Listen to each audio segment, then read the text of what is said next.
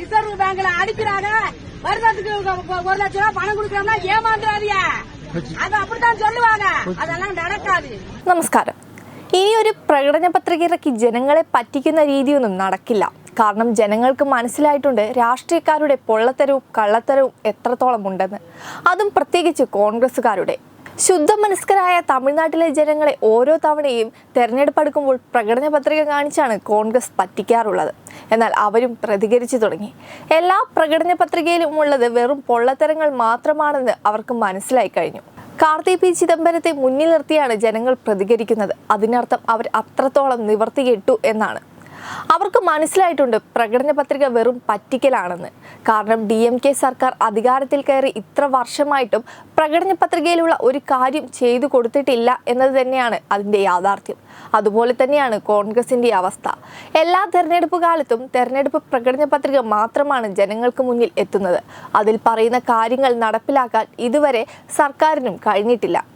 എന്നാൽ അക്കാര്യങ്ങൾക്ക് എന്നും മാതൃകയാണ് BJP. അതുകൊണ്ട് തന്നെയാണ് അണ്ണാമലയ്ക്ക് തമിഴ്നാട്ടിൽ ഇത്രത്തോളം സ്വീകാര്യത കിട്ടുന്നത്. BJP ചെയ്യുന്നതേ പറയാറുള്ളൂ. അതാണ് BJPയുടെ മേന്മ. അത് ജനങ്ങൾക്ക് നല്ല രീതിയിൽ തിരിച്ചറിഞ്ഞിട്ടുണ്ട്. അതുകൊണ്ടാണ് ഓരോ പരിപാടികളിലും ഇത്രത്തോളം ജനസാഗരം ഓടിയെത്തുന്നത്.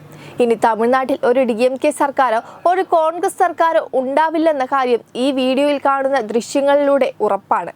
കാരണം വോട്ട് ചോദിച്ചു പോകുന്ന സ്ഥാനാർത്ഥിക്ക് ഇത്രയും ലജ്ജയോടെ ഒരു വോട്ടറിന് മുന്നിൽ നിൽക്കാൻ പറ്റണമെങ്കിൽ അവരുടെ പ്രവർത്തനം എത്രത്തോളം ഉണ്ടാകുമെന്ന് ചിന്തിക്കാവുന്നതേയുള്ളൂ. കഴിഞ്ഞ ദിവസം സമൂഹ മാധ്യമങ്ങളിൽ വൈറലായ കാർത്തി പി ചിദംബരത്തിൻ്റെ ഒരു വീഡിയോ ഉണ്ടായിരുന്നു. ഞങ്ങൾക്ക് വോട്ട് തന്നാൽ നിങ്ങൾക്ക് കിട്ടുന്ന ആനുകൂല്യമായ 1000 രൂപ നിലനിർത്തുമെന്ന്.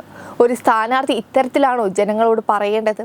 അധികാരമില്ലെങ്കിലും ഉണ്ടെങ്കിലും ജനങ്ങളെ സേവിക്കുക എന്നതാണ് ഒരു രാഷ്ട്രീയ പ്രവർത്തകന്റെ കർത്തവ്യം. അല്ലാതെ അധികാരത്തിന് വേണ്ടി ജനങ്ങളോട് വിലപേശുന്നതല്ല ഒരു രാഷ്ട്രീയ പ്രവർത്തകൻ ചെയ്യേണ്ടത്. എന്നാൽ തമിഴ്നാട്ടിൽ നടക്കുന്നതും അതാണ്. DMK സർക്കാരും കോൺഗ്രസും ജനങ്ങളോട് വിലപേശുകയാണ്. ഇന്നത് ജനങ്ങൾക്ക് മനസ്സിലായിട്ടുണ്ട്. അതുകൊണ്ട് തന്നെ ഇനി ഇത്തരം നാടകങ്ങളൊന്നും ജനങ്ങൾക്ക് മുന്നിൽ വില പോകില്ല എന്ന് ഉറപ്പാണ്. ഇത് കാർത്തി ചിദംബരത്തിന് മാത്രമല്ല, കോൺഗ്രസിലെയും DMKയിലെയും നേതാക്കൾ വോട്ട് ചോദിച്ചു പോകുമ്പോൾ ജനങ്ങൾ പ്രതികരിക്കുന്നുണ്ട്.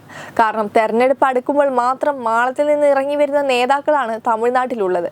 അതുകൊണ്ട് തന്നെ അവർക്ക് വോട്ട് ചോദിച്ചു പോകാനുള്ള ഒരു അധികാരവുമില്ല.